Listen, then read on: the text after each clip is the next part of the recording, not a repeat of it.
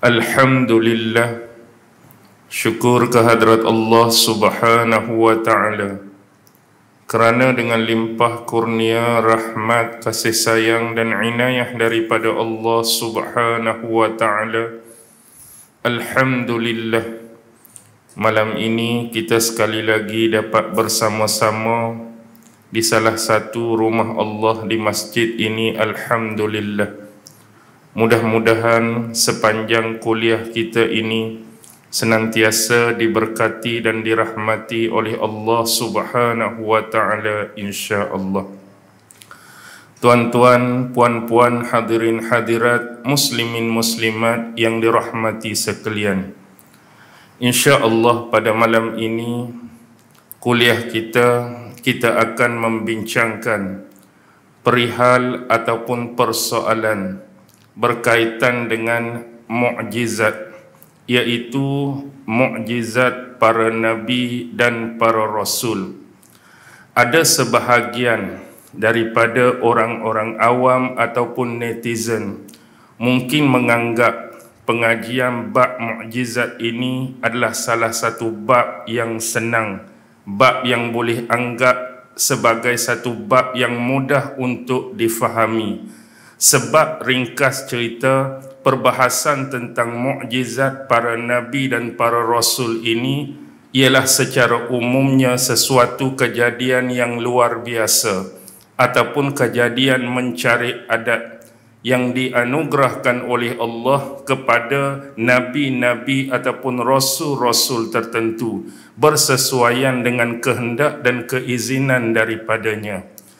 Walau bagaimanapun secara mukaddimah saya nak sebut malam ini, rata-rata bagi ulama-ulama besar apabila mereka menghasilkan tulisan-tulisan mereka ataupun karya-karya termasuk buku-buku ataupun kitab-kitab mereka, terutama di dalam penulisan sirah perjalanan hidup Nabi Muhammad sallallahu alaihi wasallam, pasti ulama-ulama tersebut tidak meninggalkan satu bab yang penting ini, iaitu bab mukjizat.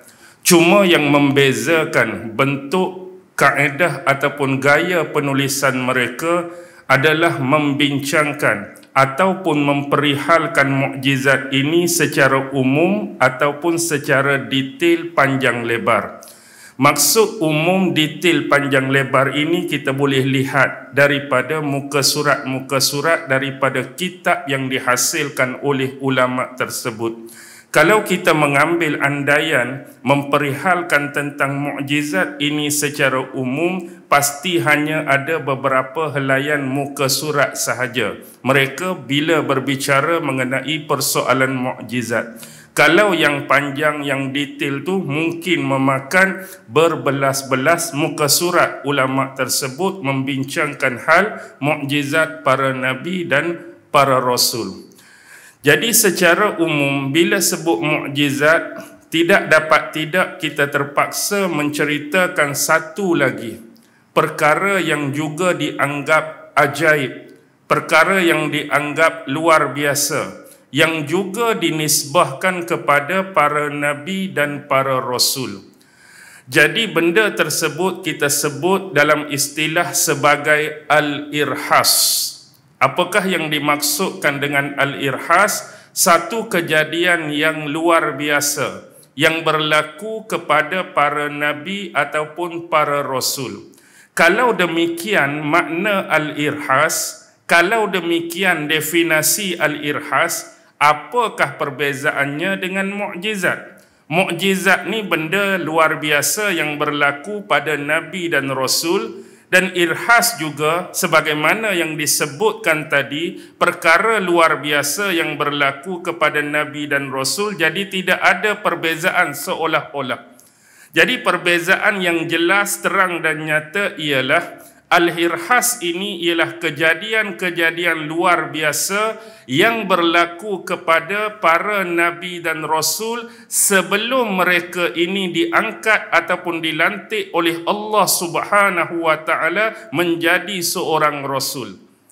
Pelik juga ajaib juga, luar biasa juga. Tapi Al-Irhas ni berlaku sebelum mereka ni, depa ni diangkat Allah jadi Rasul. Manakala mukjizat, kejadian luar biasa selepas mereka tu diangkat jadi Nabi ataupun Rasul. Saya sebut beberapa contoh Al-Irhas. Al-Irhas berkaitan dengan Nabi Muhammad sallallahu alaihi wasallam. Antaranya ialah sewaktu baginda Nabi Muhammad sallallahu alaihi wasallam dilahirkan. Keadaan tubuh badan baginda dilahirkan dalam keadaan bercahaya. Masa ni dah jadi Rasul ke belum? Baru lahir, baru beranak, tak jadi lagi. Jadi kejadian luar biasa ini disebut sebagai Al-Irhas. Antara contoh lain, ketika Rasulullah ini diberikan oleh ibunya Aminah kepada ibu susuannya untuk dipertanggungjawabkan, iaitu Halimatun Sa'diyah, seorang wanita daripada perkampungan Bani Sa'ad bin Bakar. Jadi Rasulullah dibawa oleh Halimatun Sa'diyah dan suaminya ke perkampungan tersebut. Dan kita tahu daripada riwayat-riwayat sirah, perjalanan kisah hidup Nabi Muhammad, sebelum ini keadaan perkampungan tersebut bagaimana? Ternakan-ternakan, gembalaan-gembalaan mereka semuanya kurus-kurus. Sifat mereka macam tak cukup zat, kurang daging, kurang susu dan sebagainya. Begitu juga dengan hasil pertanian dan tanaman-tanaman mereka. Tak berapa menjadi, tak berapa subur, tak berapa nak hidup. Jadi selepas kehadiran Rasulullah di perkampungan tersebut, apa yang berlaku, apa yang berubah? Kambing-kambing, ternakan-ternakan dan gembalaan-gembalaan tadi makin sehat, makin gemuk, makin berisi, susu keluar mencurah-curah. Begitu juga dengan tanaman-tanaman tersebut yang hidup subur, hidup menghijau. Ini juga adalah irhas Nabi Muhammad sallallahu alaihi wasallam sebelum dilantik menjadi seorang rasul. Begitu juga yang selalu disebutkan, yang masyhur, yang popular.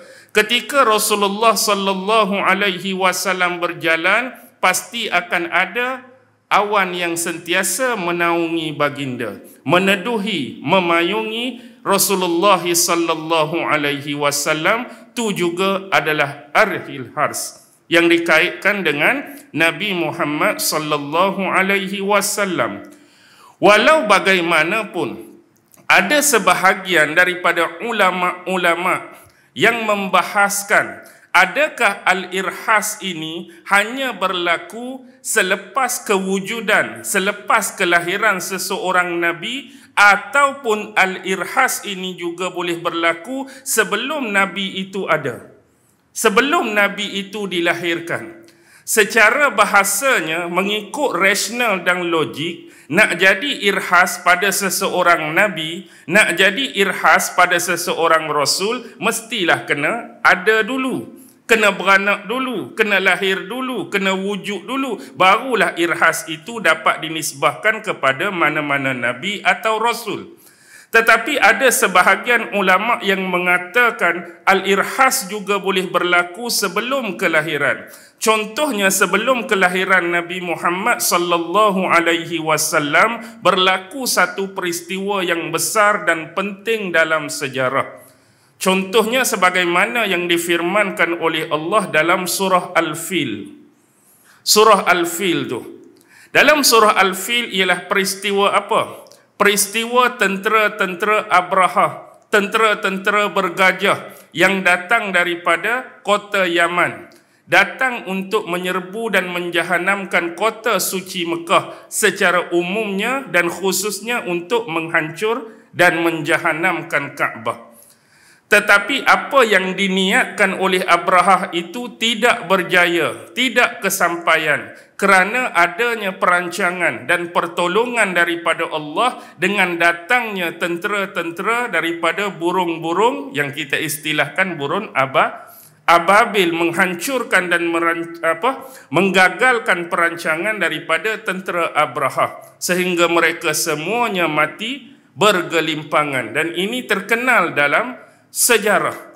Kenapa dikatakan sebagai irhas? Sebenarnya kalau kita merujuk kepada sejarah, kisah kebiadaban, raja-raja yang ingkar, raja-raja yang kafir, bukanlah penanda, bukanlah yang pertama tentang kes Abrahah terhadap kota Mekah. Kalau kita selusuri sejarah sebagai contoh 587 sebelum Masihi. 587 sebelum Masihi ini berlaku di mana? Berlaku di Jerusalem. Berlaku di kota Baitul Maqdis. Pada masa itu tentera-tentera yang dipimpin oleh raja daripada Babylon. Ini selepas zaman Nabi Ibrahim, selepas zaman Namrus, iaitu Raja Nebukadnezar, Raja Bukhtansar, yang membawa tentera-tenteranya menyerang kota Baitul Maqdis, kota suci umat Islam pada waktu itu. Hasilnya, negara Yahudi ataupun Bani Israel pada masa itu dihancur leburkan. Bahkan Masjidil Aqsa juga dihancurkan oleh mereka. Itu bukti kebiadaban mereka terhadap rumah Allah. Kali yang kedua berlaku pada 70 sebelum Masihi. Ini pada zaman Rom. Tentera-tentera yang dipimpin oleh komander Rom pada masa itu datang buat kali kedua. Tempat mana? Tempat yang sama. Setelah dibangunkan kembali kota Baitul Maqdis. Diserang buat kali yang kedua kota Baitul Maqdis dan juga dihancurkan rumah Allah. Kebiadaban terhadap rumah Allah buat kali yang kedua, Masjidil Aqsa dihancurkan. Dan Abrahah mengulanginya untuk konteks kebiadaban terhadap rumah Allah. Tetapi apa yang membezakan dua kejadian sebelumnya dengan peristiwa tentera bergajah? Yang membezakan antara dua kejadian ini ialah dalam konteks penyerang. Yang menyerang itu ialah raja yang kafir. Nebukadnezar kafir. Tentera-tentera yang dipimpinnya juga adalah kafir. Tetapi tempat yang diserangnya itu adalah kawasan suci dan di dalamnya berisi manusia-manusia yang beriman kepada Allah. Buat kali yang kedua pun sama. Komander-komander daripada tentera Rom tu kafir. Tentera-tentera yang dipimpin olehnya pun kafir dan tempat yang diserang dan manusia yang berisi di dalamnya adalah manusia yang beriman. Tetapi apa yang berlaku? Allah menangguhkan laknat ke atas mereka, yakni ke atas penyerang. Dengan kata lain, Allah tidak terus menghukum dan menguji mereka sebagaimana Abrahah. Maksudnya lepas dia serang rumah Allah, lepas dia serang orang-orang yang beriman, mereka masih boleh hidup bebas. Tak jadi apa-apa kat mereka. Dan mereka mati sesuai mengikut keinginan dan keizinan daripada Allah. Tetapi yang berbezanya, Abrahah itu kafir. Tentera-tentera yang dipimpinnya juga kafir, tetapi manusia-manusia yang berada di kota Mekah pada masa itu ialah manusia yang beriman Islam atau jahiliyah. Masyarakat jahiliyah yang rata-rata adalah golongan musyrikin. Hak serang tu kafir, hak diserang tu rata-rata jahiliyah dan musyrikin. Tetapi untuk bab ini Allah menangguhkan perancangan mereka, lantas menggagalkannya, dan Allah terus hukum mereka pada waktu tu juga. Sampai hangus, sampai lingkup, sampai mati semuanya. Atas sebab itulah ulama-ulama mengatakan peristiwa ini juga adalah irhas, tetapi sebelum kelahiran Nabi Muhammad sallallahu alaihi wasallam. Boleh rujuk kisah ni dalam kitab Sirah Rahiq Makhtum Syekh Mubarakfuri. Jadi di sini jelas kepada kita perbezaan di antara irhas dengan mukjizat. Baik, bila sebut tentang mukjizat, apa-apa pun yang kita nak bincang, yang kita nak sembang, nombor satu kena persoalkan tentang ta'rif, tentang definisi, maksud benda tu. Jadi apakah yang dimaknakan dengan mukjizat? Mukjizat ini sebenarnya ialah diambil daripada perkataan. Kita ambil dulu dari sudut yang pertama. Dia ada sudut bahasa, dia ada sudut istilah. Sudut bahasa dalam bahasa moden disebut etimologi, bahasa, lughah. Diambil daripada perkataan ataupun kosakata bahasa Arab i'jaz. i'jaz. Makna i'jaz ialah memastikan ketidakmampuan lawan. Makna i'jaz memastikan ketidakmampuan lawan. Sebab tu i'jaz juga dinisbahkan kepada ayat-ayat Al-Quran. Kerana ketidakmampuan lawan untuk meniru, untuk menewaskan ayat-ayat Al-Quran. Jadi disebabkan kata tersebutlah untuk memperlihatkan sebenar-benar ketidakmampuan lawan baginya, iaitu lawan bagi manusia-manusia, orang-orang ataupun individu-individu yang cuba mengingkari dan menentang mukjizat itu sendiri. Lantas atas kosa kata tadi, ada sebahagian daripada ulama-ulama mengambil pendekatan ini sebagai bentuk majaz. Majaz dalam bahasa Arab kita boleh umpamakan sebagai simbolik. Jadi simboliknya di mana? Atas sebab ketidakmampuan lawan tadi, maka digunakanlah hal tersebut sebagai kata nama, iaitu mukjizat. Apa maksud mukjizat? Mukjizat ni yang melemahkan lawan, yang membuatkan lawan tidak mampu, yang menewaskan lawan, yang mengalahkan lawan. Dan pastinya mukjizat ini adalah kejadian yang luar biasa ataupun mencari adat. Okey, itu secara bahasa. Manakala secara terminologi yang kita sebut sebagai istilah, makna mukjizat ialah kejadian luar biasa yang diperlihatkan, dipertontonkan oleh Allah Subhanahu wa Ta'ala kepada hamba-hambanya yang mengaku atau mendakwa dirinya sebagai seorang nabi, ataupun mengaku dirinya atau mendakwa dirinya sebagai seorang rasul. Satu benda yang luar biasa, yang mencari adat, yang diperlihatkan oleh Allah kepada hambanya yang mengaku dia tu nabi, yang mengaku dia tu rasul. Dan hal tersebut sama seperti pada bahasa tadi, suatu benda yang bersifat luar biasa dan mencari adat. Baik, kenapa persoalan ini penting dan hal ini diambil berat oleh ulama-ulama? Kerana persoalan mukjizat ini untuk mengesahkan ataupun klasifikasikan kebenaran, keyakinan dia ialah perlu memenuhi beberapa syarat-syarat tertentu. Jadi ulama-ulama melalui disiplin-disiplin tertentu yang ada pada mereka telah menyenaraikan hampir sekurang-kurangnya 9 syarat untuk mengatakan yang diyakini ini adalah mukjizat, yang dibenarkan ini adalah mukjizat.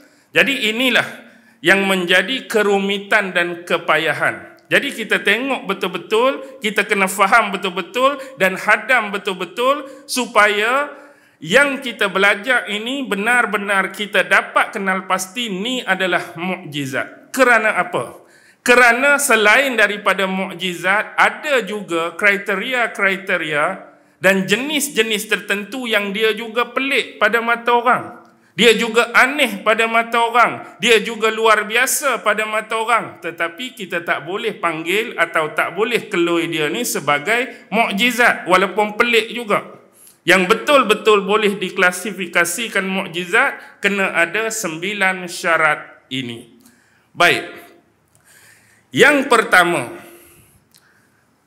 kejadian yang luar biasa yang dikatakan mukjizat ini hendaknya adalah asli, murni ataupun tulen, yang dikatakan sebagai perbuatan Allah Subhanahu wa Ta'ala, yang diperlihatkan, dipertontonkan, diberikan, dianugerahkan kepada mungkin nabi tertentu ataupun mungkin rasul tertentu sesuai dengan kehendak dan keizinan daripada Allah Subhanahu wa Ta'ala.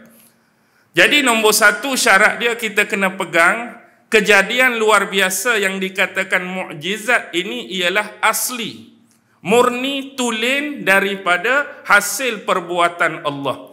yang Allah nak tunjuk kepada nabi-nabi dan rasul-rasul untuk membuktikan kenabian dan kerasulan mereka. Tu yang pertama. Yang kedua, kejadian yang luar biasa ini hendaknya tidak dapat dilakukan oleh nabi. Makna kata secara biasa, secara adat, tidak mampu dan tidak dapat dilakukan oleh seorang nabi. Jadi hak berlaku tu kerana apa? Kerana keizinan yang dipertunjukkan oleh Allah atas kebenaran Nabi dan Rasul tersebut. Dengan kata lain, kalau nak buat saja-saja, tak akan mampu. Yang ketiga sampai nombor 9 ni kena faham dan dengar betul-betul. Sebab mungkin boleh jadi kekeliruan, boleh jadi silap faham. Nombor 3, kejadian yang luar biasa ini yang dikatakan mukjizat tadi, dalam braket ulama letak sesuatu yang tidak boleh, tidak bisa ataupun tidak dapat dipelajari. Dengan kata lain, mukjizat ni bukan satu ilmu yang kita boleh belajar, satu ilmu yang kita boleh perolehi melalui pengalaman ke, pengamatan ke, tengok data ke, tengok analisis ke, dia tak boleh. Ni poin yang penting ya. Kejadian luar biasa mukjizat ni ulama letak ni satu disiplin dalam braket ilmu yang tak boleh dipelajari. Kerana apa? Kerana dibimbangi akan adanya pembohong-pembohong, penipu-penipu dan pendusta-pendusta yang akan mengaku dan mendakwa, dengan kata lain klaim dia ni adalah seorang nabi. Oh, aku ni nabi, aku ni rasul. Akan ada manusia-manusia dan golongan seperti ini. Jadi atas dasar yang nombor 3 tadi, frasa yang ketiga, maka secara jelas, secara automatik yang akan terkeluar dan gugur daripada frasa yang ketiga ialah ilmu sihir. Yang akan gugur daripada frasa yang ketiga ilmu tenung. Yang akan gugur daripada frasa ilmu yang ketiga disebut ilmu ramal. Kerana apa? Kerana walaupun secara zahirnya sihir ni juga nampak luar biasa, zahirnya ilmu tenung juga nampak luar biasa, zahirnya ilmu ramal juga nampak luar biasa, tetapi pada hakikatnya dia bukanlah sesuatu yang luar biasa, hebat dan mengagumkan, kerana ketiga-tiga konteks ilmu ini boleh dipelajari oleh sesiapa pun. Ilmu sihir, walaupun boleh buat macam-macam, pelik-pelik, tapi boleh belajar ke tak boleh belajar? Ilmu sihir boleh belajar. Tuan-tuan boleh belajar, saya pun boleh belajar. Maksud kata boleh belajar ni bukan saya sebut dari sudut hukum belajar tu. Maksudnya boleh tak ilmu tu dipelajari untuk kita jadi reti? Boleh. Untuk kita jadi pandai? Boleh. Walaupun pelik, sebab apa dia? Dia terkeluar. Sebab mukjizat ni ilmu yang tak boleh belajar. Yang kedua, ilmu tenung. Contoh tenung, kalau orang tu tengok seseorang, aku tengok hang ni tak berapa nak sihat, nampak sakit ni, aku rasa ada orang buat hang ni. Siapa buat aku? Aku pun duk berasa macam ada orang buat. Tu pakcik duk rumah hujung tepi kubur tu, dia tu lah buat. Dia tak jadi perfect 100%. Kadang-kadang tenung ni hak dia sebut tu kadang-kadang mungkin betul, mungkin salah. 50-50. Dia bukan satu ilmu yang sempurna. Satu ilmu yang bukan sempurna. Jadi dia juga boleh dipelajari, terkeluar daripada konteks mukjizat. Begitu juga dengan ilmu ramal. Seorang tu meramalkan sesuatu, mungkin jadi, mungkin tak jadi. Apatah lagi yang patut harus dijauhi ialah ilmu-ilmu yang bersifat ramalan yang bersangkutan dengan akidah kita, yang bersangkutan dengan syariat kita, ramalan yang bersangkutan dengan agama kita. Hak karuk maruk tu patut dijauhi. Ini berbeza dengan bentuk bisyarah Rasulullah sallallahu alaihi wasallam. Walaupun secara bahasa kita sebut sebagai ramalan Nabi Muhammad tentang akhir zaman. Bahasa saja. Sebenarnya itu adalah kelebihan yang Allah berikan kepada Nabi Muhammad, informasi-informasi yang akan berlaku di akhir zaman. Nabi kata akan ada jadi macam ni, peristiwa macam ni, kejadian macam ni. Itu kita wajib percaya kerana melibatkan nas-nas hadis sabdaan Rasulullah sallallahu alaihi wasallam. Walaupun bila kita sebut tentang ramalan, ada jenis-jenis ramalan yang harus untuk dipelajari. Contoh, waktu-waktu macam ni, buka TV1, buka TV2, buka TV3, nak hujung-hujung berita tu dia ada ramalan kaji cuaca. Itu harus, dia tak terlibat dengan akidah, dia tak terlibat dengan syariat, dia terlibat dengan pengkajian tentang ramalan cuaca. Contoh pembaca berita tu habaq apa? Besok dijangka Pulau Pinang akan berlaku ribut petir. Jadi secara hakikat bila time sebut esok tu mungkin berlaku, mungkin tak berlaku. Dan mungkin juga hak berlaku tu tak ikut time sebagaimana yang diramal. Dijangka besok Pulau Pinang pada waktu petang ribut petir. Hak berlakunya pagi ribut petir, petang panas. Berlaku ribut petir tu tapi time pula tak betul. Kadang-kadang ada persamaan petang tu hujan lebat sungguh. Hak tu tak ada masalah. Dan ada juga bentuk ramalan-ramalan dia bukan ramal sebenarnya. Dia lebih kepada hasil pengalaman. Pengalaman seseorang tentang sesuatu benda dalam lingkungan kehidupan dia. Sebelum ni saya dah sebutkan beberapa contoh. Seperti datuk saya. Katakan datuk saya ni, dia waktu muda dia dulu banyak terlibat dengan penternakan lembu. Dia pelihara lembu, dia jaga lembu. Jadi melalui pengalaman dia bersama dengan lembu ni, kebiasaannya bila lembu betina ni bunting. Jadi apa yang dia sebut tentang lembu ni biasanya banyak kena. Contoh, dia akan ada berlaku sedikit perubahan warna atau color pada lembu betina yang bunting ni. Kalau dia tengok color macam ni, dia akan selalu sebut kepada tuan punya lembu tu, 3 minggu lagi kalau macam ni beranak lembu ni. Tiba-tiba beranak sungguh. Kalau macam ni sebulan lagi beranak sungguh. Tu jenis peramalan jugalah kita kata, mungkin boleh kata ramal, tapi atas dasar pengalaman kita dengan bidang kerja tu. Kita duduk berpuluh-puluh tahun dengan ternakan tu, dengan gembalaan tu, dengan binatang tu, jadi kita boleh buat benda-benda tu. Ni salah ke tak salah? Tak salah pun, tak kena pun tak apa. Kadang-kadang tak cukup seminggu dah bersalin, tak cukup sebulan dah bersalin, tapi kebiasaannya banyak kena. Okey. Baik, tu yang ketiga. Frasa yang keempat, ulama-ulama mengatakan kejadian yang luar biasa mukjizat ini adalah dianugerahkan, diberikan kepada nabi-nabi atau rasul. Yang mana ni nabi-nabi sungguh ni, rasul yang sungguh untuk membenarkan kenabian dan kerasulan mereka. Dah mereka ni dakwa jadi nabi, dah mereka ni dakwa jadi rasul. Bila dakwa jadi nabi atau dakwa jadi rasul, ada segelintir atau sebahagian daripada kaumnya pada waktu tu yang menentang dia, yang mengingkari dia, pasti minta apa? Minta bentuk-bentuk mukjizat untuk membuktikan dah hang kata nabi, kalau betul nabi, tunjuk mukjizat hang. Kalau kata hang rasul, tunjuk mukjizat hang. Jadi ini adalah satu kejadian luar biasa yang mana didakwa dan diklaim oleh orang yang benar-benar dilantik oleh Allah jadi nabi dan rasul. Jadi frasa ini telah mengeluarkan dan menggugurkan apa? Dia telah mengeluarkan dan menggugurkan karamah. Dia juga telah mengeluar dan menggugurkan ma'unah. Dia juga mengeluar dan menggugurkan istidraj. Dia juga mengeluar dan menggugurkan ihanah. 4 benda akan terkeluar daripada frasa yang keempat. Kenapa? Kerana definisi dia, mukjizat ini ialah satu benda luar biasa yang didakwa oleh orang yang mengaku nabi dan rasul. Manakala karamah ialah sesuatu kejadian luar biasa yang hanya berlaku kepada siapa? Keramat ni.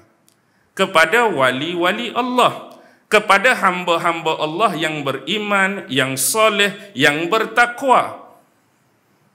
Mereka ni pernah tak dakwa jadi Nabi? Tak pernah. Jadi tidak ada pendakwaan Nabi dan Rasul atas mereka. Kalau mereka ni wali, tu kita panggil karamah. Kalau mereka beriman, soleh dan bertakwa, tu adalah karamah. Begitu juga, tak apalah, kita syarah sikit tentang karamah. Contoh-contoh karamah. Ada sebahagian karamah yang Allah sebutkan dalam Quran. Antaranya ialah berkaitan dengan ibu kepada Nabi Allah Isa alaihi salam, iaitu Sayyidatina Maryam. Maryam ni dia sentiasa beribadat dalam ruangan mihrab dia, yang Al-Quran sebut dalam surah Ali Imran, wajada indaha rizqa. Didapati pada sisinya rezeki yang dikurniakan oleh Allah. Setiap kali Nabi Allah Zakaria masuk ke tempat peribadatan Maryam, dia tengok ada buah-buahan. Tengok ada buah-buahan. Mari mana buah-buahan ni? Ni adalah karamah yang dikurniakan oleh Allah kepada Maryam. Berkat ketaatan dan peribadahan dia kepada Allah Subhanahu wa taala. Yang lagi ajaib, lagi aneh, lagi pelik karamah dia, buah-buah ada itu ialah buah yang di luar musim pada waktu tu. Kita katalah ni sekarang musim buah mangga lah, kita katakan. Musim buah mangga. Silap tu. Bukan musim buah mangga. Bukan musim buah mangga, tiba-tiba ada buah mangga. Tang mana hang ambil ni? Buah ni buah di luar musim ni, bukan musim dia. Hak ada buah tu pelik dah. Lepas tu buah tu pula buah yang di luar musim. Itu bentuk karamah. Begitu juga dengan kejadian kepada antara beberapa sahabat Nabi. Seperti Sayyidina Umar bin Al-Khattab. Ketika mana Sayyidina Umar berbicara dan bersembang dengan beberapa orang sahabat di Madinah. Pada waktu tu, dalam masa yang sama, sahabat-sahabat lain sedang berjuang, sedang bertempur. Di mana? Di medan pertempuran Nahwan, menentang tentera-tentera Parsi no. Tiba-tiba hadut sembang di sini, Sayyidina Umar tiba-tiba bangun. Seolah-olah kelakuan dan gaya dia sedang mengarahkan tentera-tentera tadi buat macam ni, turun kat ni, lembah tu musuh serang kat ni. Tapi sahabat aduk tengok ni, yang duk sembang dengan siapa? Itu adalah hijab yang dibuka oleh Allah Subhanahu wa taala. Hijab yang dibuka oleh Allah Subhanahu wa taala kepada Sayyidina Umar sehingga menampakkan suasana ataupun condition tentera-tentera Islam yang sedang berjuang pada waktu itu, sehingga dia bangun mengucapkan dan mengarahkan sesuatu arahan.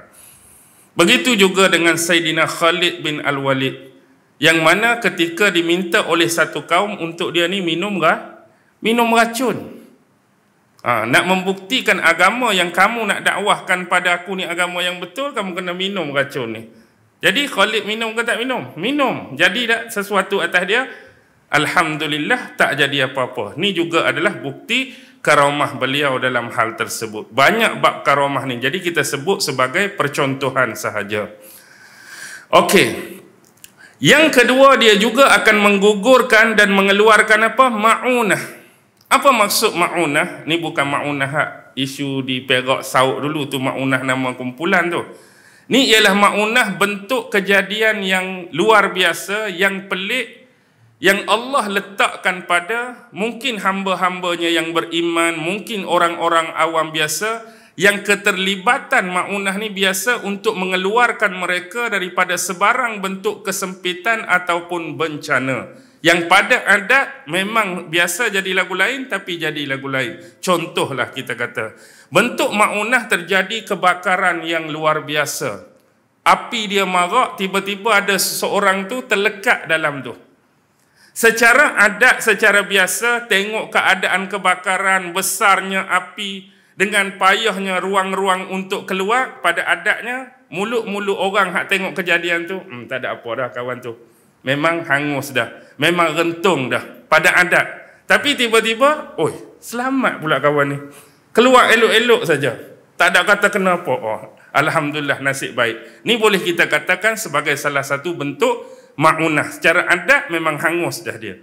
Ataupun ma'unah boleh kita katakan macam orang yang terjatuh tingkat 30. Orang hak jatuh tingkat 30 ni pada adatnya apa jadi kat orang tu? Tingkat 30 ni. Kira patah riuk, hancur, kepala pun mungkin pecah. Tapi dia jatuh tu, adalah tergores sikit, tak jadi apa-apa. Patah pun tak apa-apa. Tak tahulah macam mana. Kalau tinggi ni mati dah saya. Contoh, tu juga ma'unah. Ma'unah yang biasa kita contohkan macam kena kejak dengan anjing kan. Kena kejak dengan anjing, larilah kita punya takut kena gigitan anjing ni, depan kita ada parit besar. Tiba-tiba lompatlah kita. Lepas ke tak lepas? Lepas parit besar tu. Terkejut kita boleh lepas. Paling belakang anjing tu lompat, anjing tak lepas. Hanyut ayak anjing. Pagi esok pi balik kat parit tu duk renung. Macam mana semalam aku boleh lepas? Try pagi ni, lepas ke tak lepas?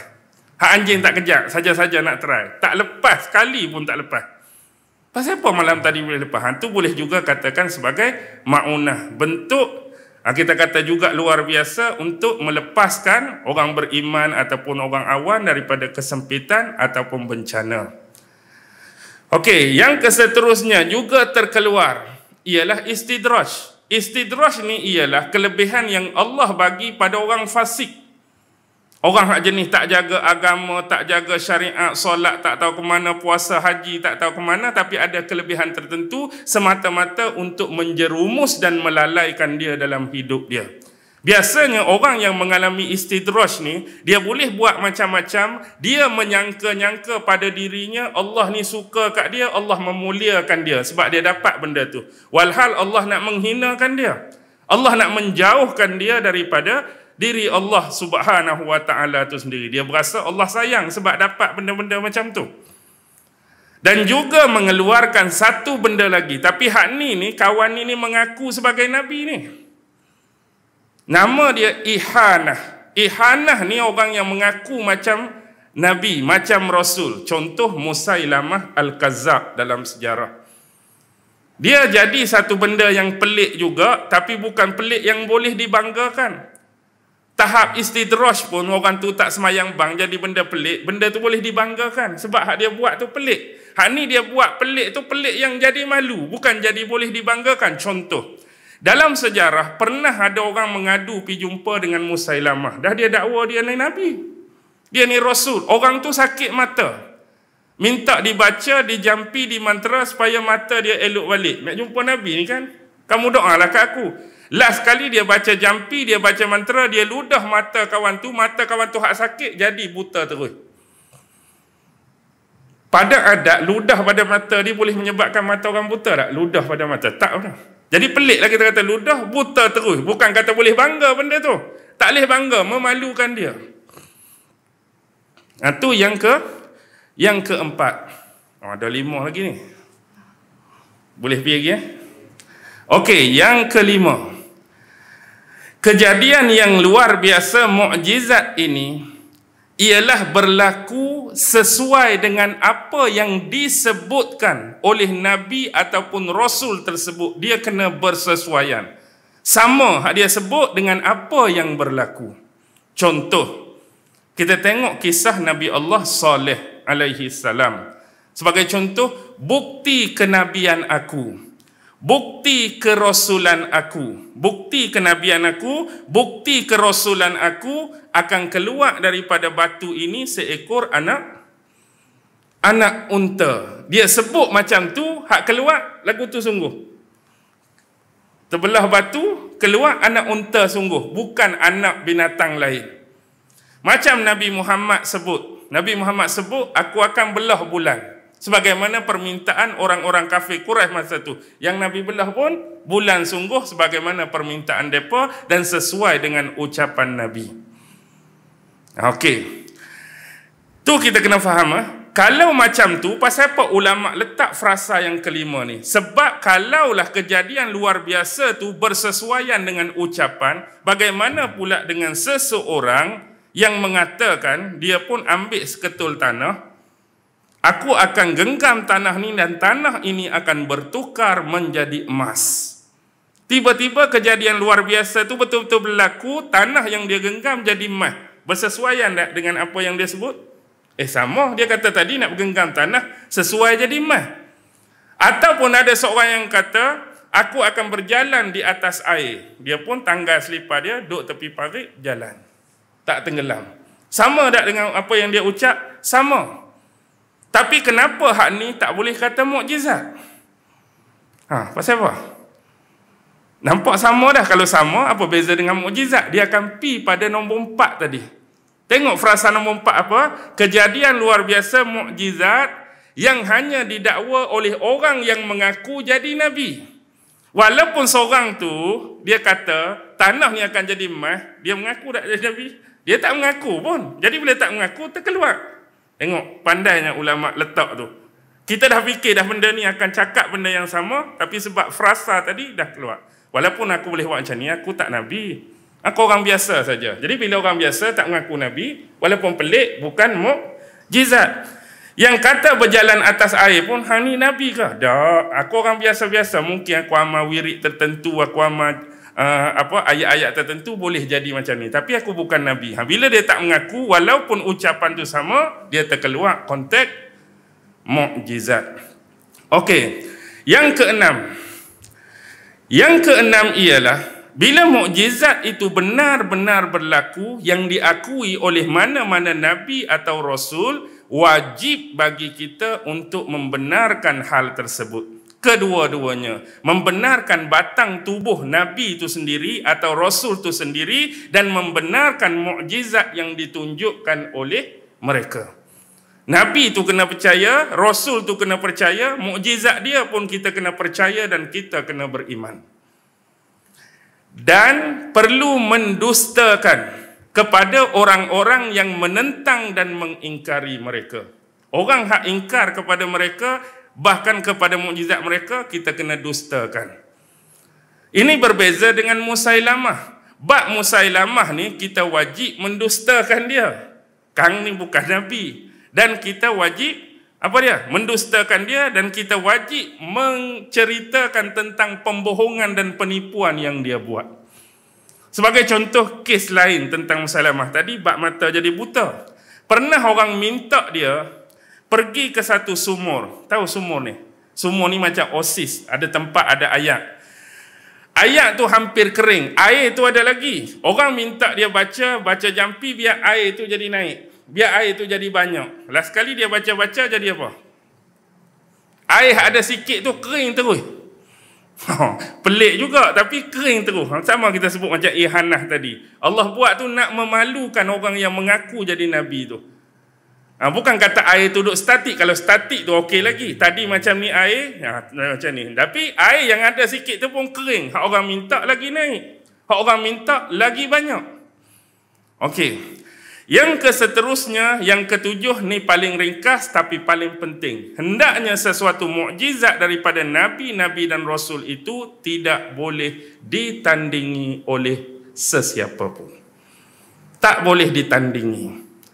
Sebagai contoh,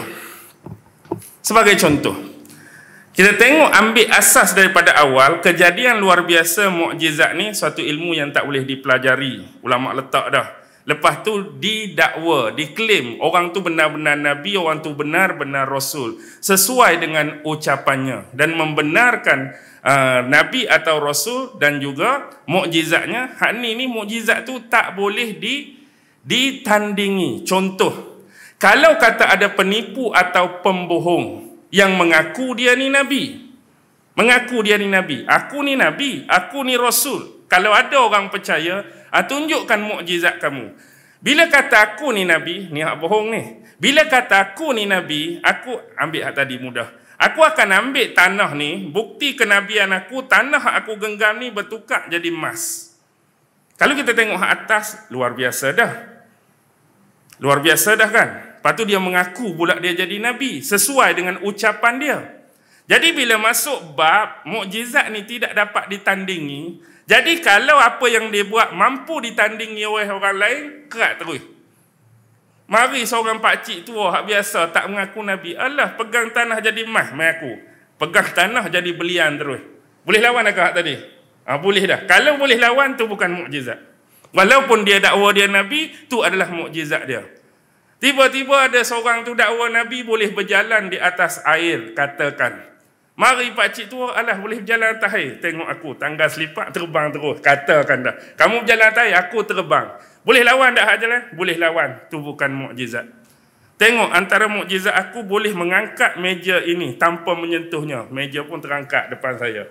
Mari pakcik tu, tengok, mai kita pergi keluar. Bukan kata meja, kereta aku boleh angkat lagi.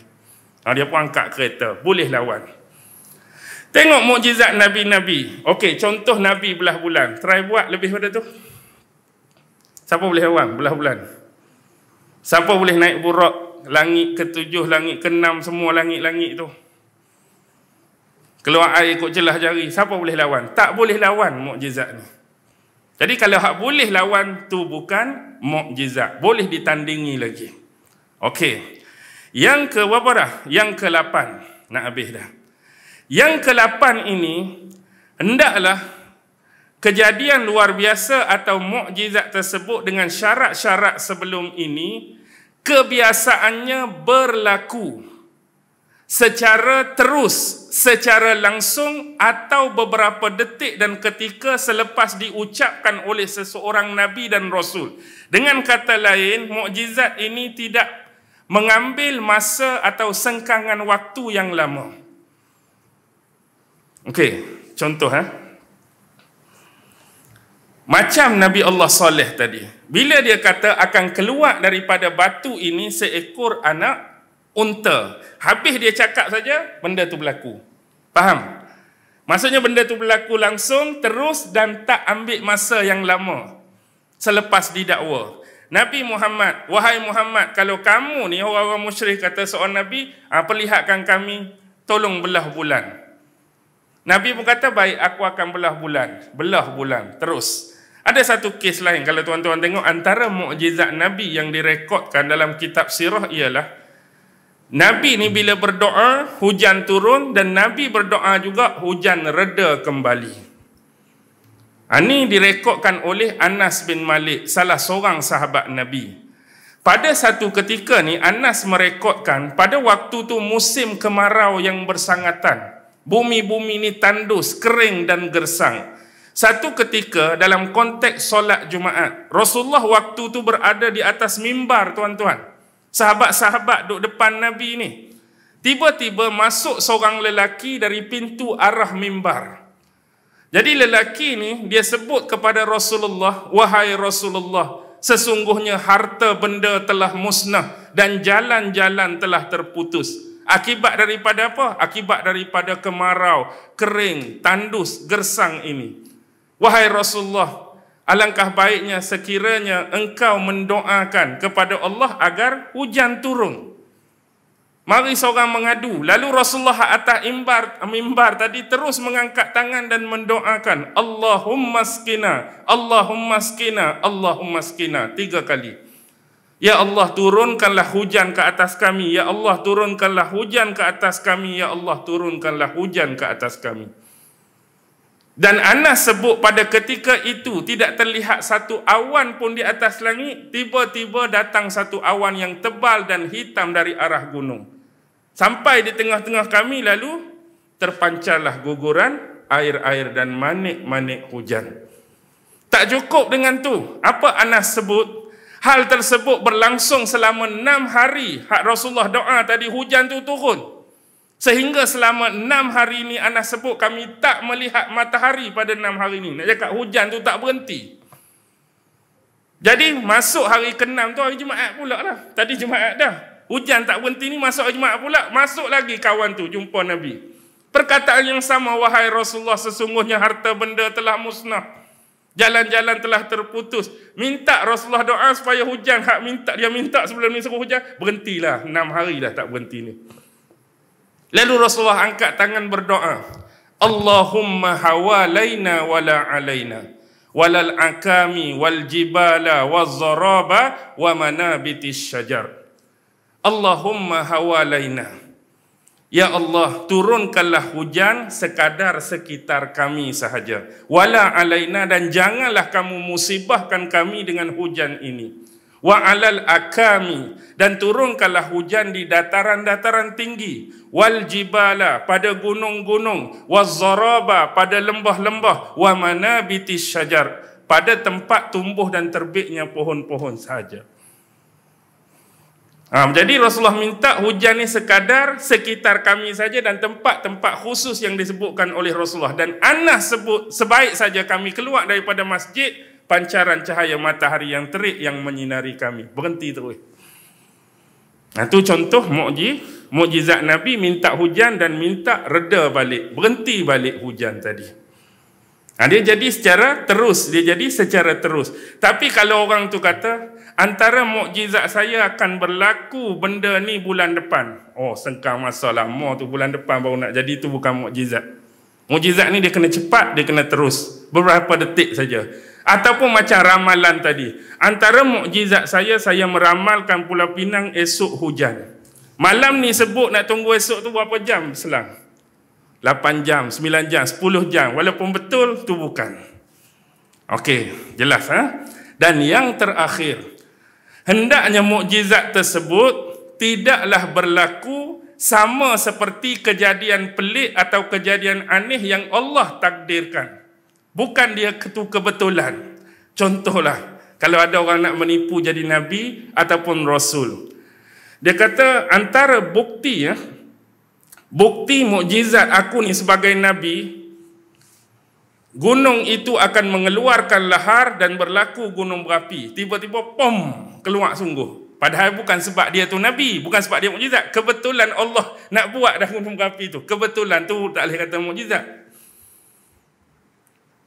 Antara mukjizat aku sebagai seorang Nabi ialah sebentar lagi akan berlaku gempa bumi dan tanah runtuh di tempat sekian-sekian. Tiba-tiba jadi sungguh sebagaimana dia sebut. Tapi bukan kerana dia Nabi, bukan kerana mukjizat, tapi memang takdir Allah nak berlaku macam tu, tempat tu, kebetulan. Benda kebetulan, kerak terus, tu bukan mukjizat.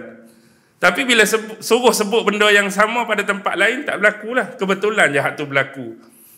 Suruh tempat lain, hang terai pula hak mukjizat hang cakap tu, tak betul lah pula tak kena langsung. Okey, daripada 9 ni adalah syarat-syarat. Jadi bila mari benda-benda hak merumitkan kita di celah-celah tu, kita boleh faham dah. Untuk kata benda ni mukjizat ke, benda ni bukan mukjizat. Tapi bagi orang Islam, kita boleh detect daripada awal yang paling senang kita nak faham. Kalau ada penipu, pembohong dan pendusta sebagai Nabi atau Rasul palsu. Hak jelas kita tahu dalam Islam ni Nabi dan Rasul yang terakhir siapa? Tak ada Nabi dah lepas ni, tak ada Rasul dah lepas ni, Nabi Muhammad. Jadi kalau kita boleh pegang satu kaedah yang cukup besar ni, bila Nabi dah tak ada, bila Rasul dah tak ada, automatik mukjizat juga tidak akan ada dah. Kalau ada siapa, aku ni akan tunjuk mukjizat, aku tunjuk mukjizat. Tunjuk mukjizat ni Nabi, Rasul dah. Last tu Nabi Muhammad Nabi, last tu Nabi Muhammad Rasul, mukjizat nak main tangguh mana. Itu paling mudah. Walaupun mudah, Rasulullah juga memperingatkan tentang perkhabaran akhir zaman. Sebab itulah benda ni penting. Antara perkhabaran akhir zaman daripada Rasulullah akan munculnya di akhir zaman Nabi-Nabi palsu. Orang hak mengaku jadi Nabi. Bila dia mengaku jadi Nabi, dia pun nak claim hak pelik-pelik dia tu mukjizat. Bila mukjizat, padukan dengan 9 tadi, insya-Allah rebah terus. InsyaAllah rebah terus. Kalau kita faham benar-benar memahami benda tu. Walaupun saya sebut awal tadi, benda ni lah nampak mudah, tapi bila kita belajar 9 tu, akan ada sedikit mungkin kekeliruan, ketidakfahaman. Tapi kalau boleh kita letakkan dalam bentuk tulisan, baca betul-betul, faham betul-betul, insya-Allah akidah kita, iman kita, agama kita akan selamat daripada pembohong-pembohong, penipu-penipu atas nama Nabi-Nabi palsu ataupun Rasul-Rasul palsu. Wallahu alam. Jadi saya berhenti setakat ni. Mudah-mudahan Allah Subhanahu wa taala sentiasa memberikan kefahaman yang benar, kefahaman yang diberkati dan dirahmati kepada kita semua insya-Allah.